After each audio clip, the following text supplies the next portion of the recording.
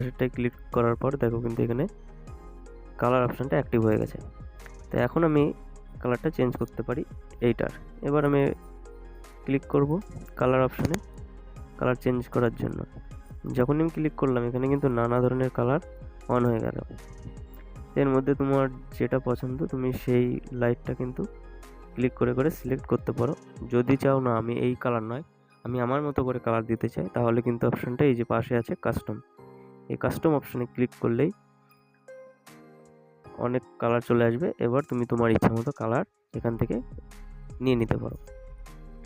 তো এখান থেকে আমি এই যেটা আমি যেদিকে খুশি সেদিকে কিন্তু এটা নিয়ে কালার আমার মনের মতো দিতে পারি। আমি এই কালারটা দেখছি, যখনই দেবে সাইড দিয়ে দেখো কিন্তু কালারটা কেমন লাগবে দেখাচ্ছে। তুমি যেদিকে নেবে কালার দেখাবে। এবার তুমি চাও যে এই কালারটা একটু বেশি লাইট হয়ে গেছে, একটু ডিপ হলে ভালো হতো। তো ডিপ করার জন্য